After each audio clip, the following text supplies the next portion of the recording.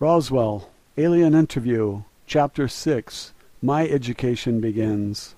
Matilda O'Donnell McElroy personal note. By the 15th day after rescuing Errol from the crash site, I was able to communicate fluidly and effortlessly with her in English. She had absorbed so much more written material by this time that her academic education far exceeded my own. Although I graduated from high school in Los Angeles in 1940 and attended college for 4 years of pre-medical and nursing training, the variety of my own reading had been fairly limited. I had not studied most of the subjects to which Errol had now been exposed, especially considering her acute understanding, very intense study habits, and a nearly photographic memory. She was able to recall long passages from books she read. She was especially fond of sections of her favorite stories from classic literature like The Adventures of Huckleberry Finn, Tales from Gulliver's Travels, and Peter Pan, and The Legend of Sleepy Hollow. By this time Errol had become the teacher and I was the student. I was about to learn what men of Earth don't know and have no way of knowing. The throng of scientists and agents who observed us through the one-way glass of our interview room, whom Errol and I now referred to as the gallery, were growing increasingly impatient to ask her questions. But Errol continued to refuse to allow any questions to be asked of her by anyone other than myself, even vicariously through me as an interpreter or in writing. On the afternoon of the 16th day, Errol and I sat next to each other as she read. She closed the last page of a book she was reading and placed it aside. I was about to hand her the next book from a large pile waiting to be read, when she turned and said, or thought to me, "I'm ready to speak now." At first I was a little confused by the remark. I gestured for her to continue, and she began to teach me my first lesson. Official transcript of interview, top secret. Official transcript of the U.S. Army Air Force, Roswell Army Airfield, 59th Bomb Group. Subject, Alien Interview, July 24th, 1947. First session. "What would you like to say, Errol?" I asked. "I have been part of a domain expeditionary force in this sector of space for several thousand years. However, I have not personally had intimate contact with beings on Earth since 5965 BCE. It is not my primary function to interact with inhabitants of planets within the domain. I am an officer, pilot, and engineer, with many duties to perform. Nonetheless, although I'm fluent in 347 other languages within the domain, I have not been exposed to your English language. The last Earth language with which I was conversant was the Sanskrit language of the Vedic hymns.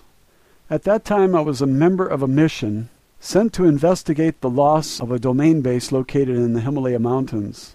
An entire battalion of officers, pilots, communications, and administrative personnel disappeared and the base destroyed. Several million years ago, I was trained and served as an investigation, data evaluation, and program development officer for the domain. Because I was experienced in that technology, I was sent to Earth as part of a search team. One of my duties involved interrogation of the human population that inhabited the adjoining area at that time. Many of the people in that region reported sighting Vimanas, or spacecraft, in the area.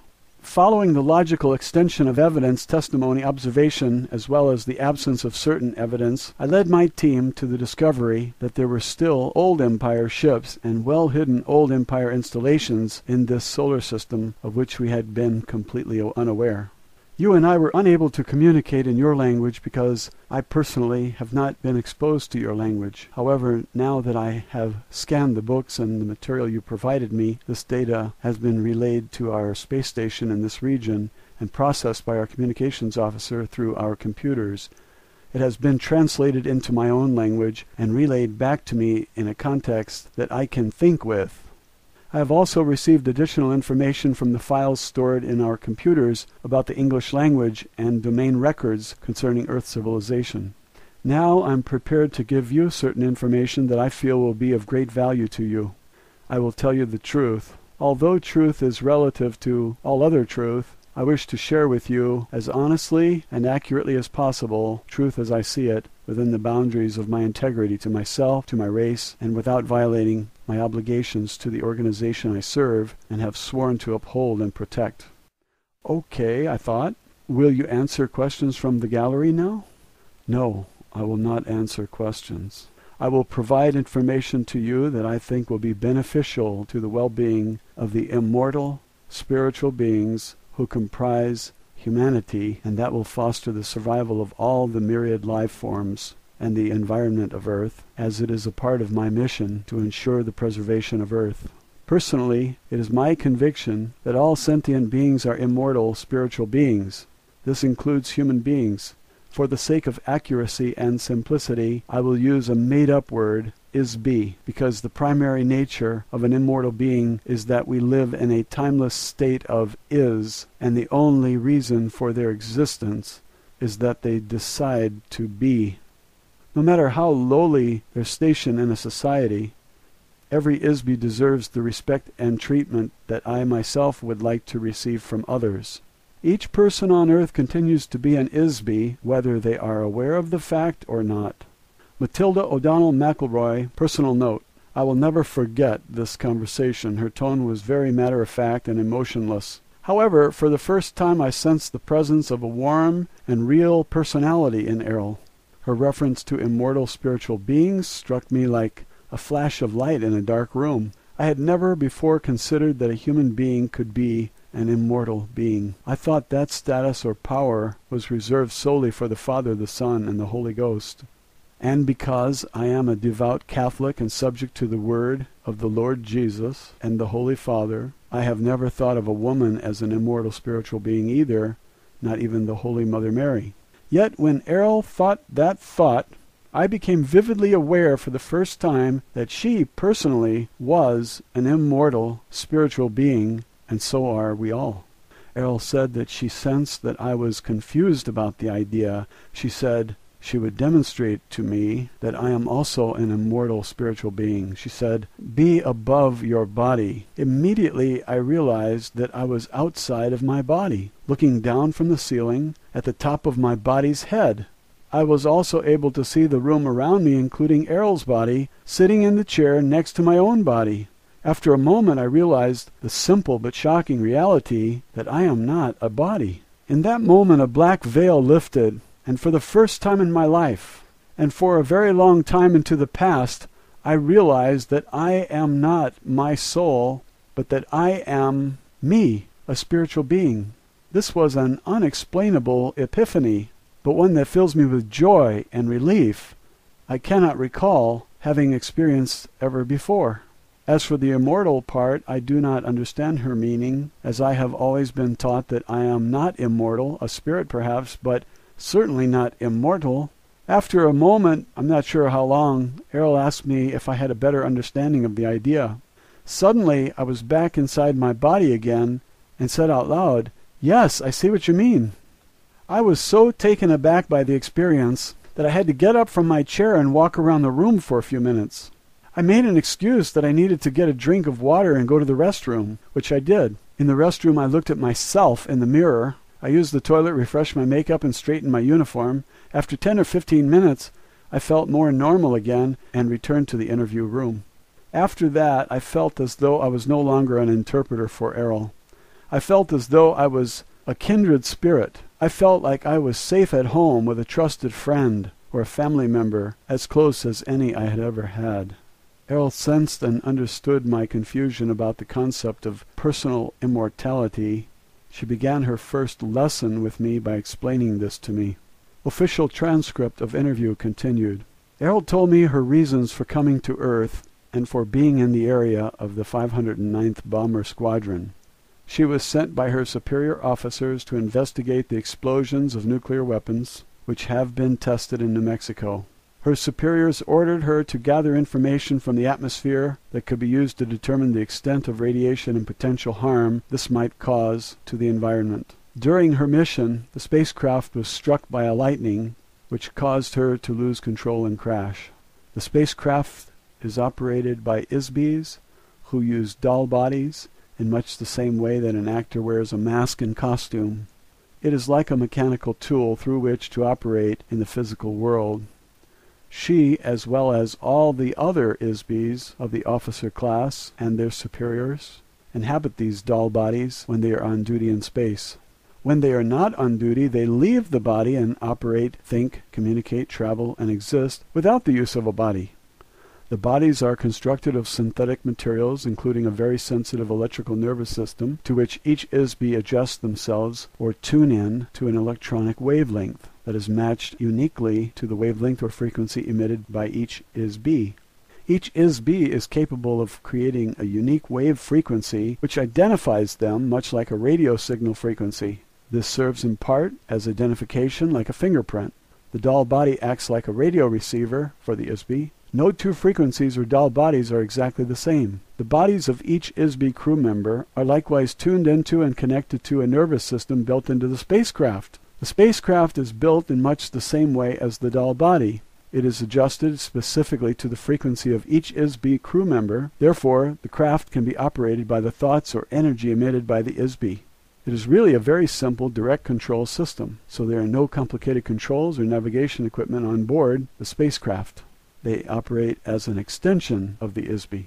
When the lightning bolt struck the spacecraft, this caused a short circuit and consequently disconnected them from the control of the ship momentarily, which resulted in the crash.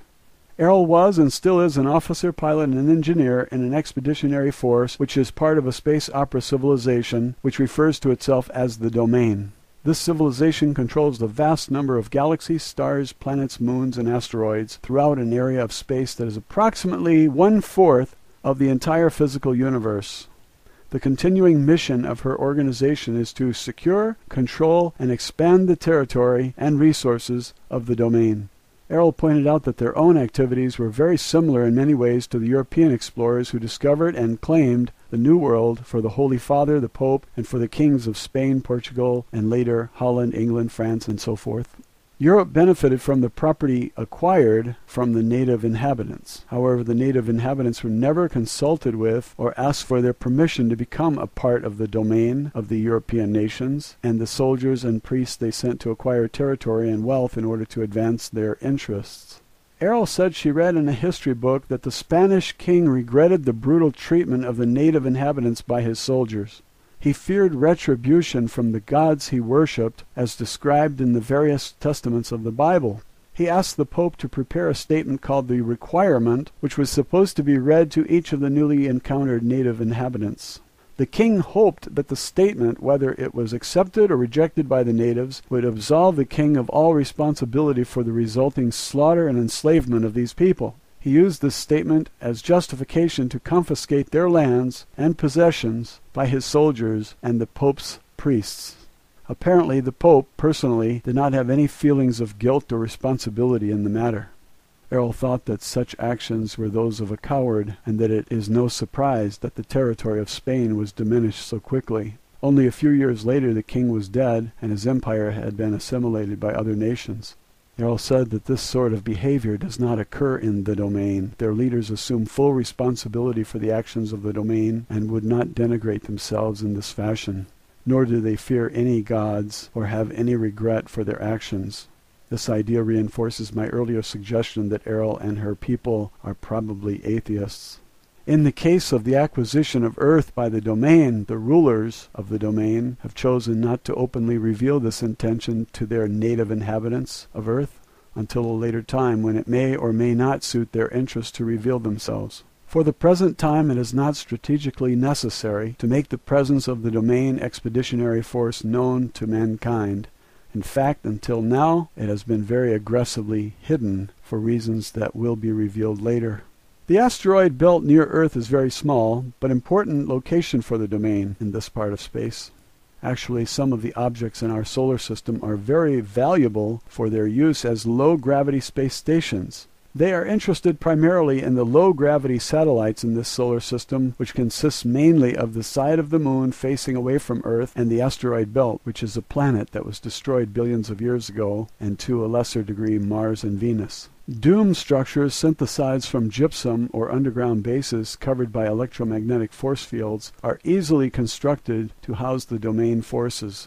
Once an area of space is acquired by the Domain and becomes a part of the territory under its control, it is treated as the property of the Domain. The space station near the planet Earth is important only because it lay along a path of the domain expansion route toward the center of the Milky Way galaxy and beyond.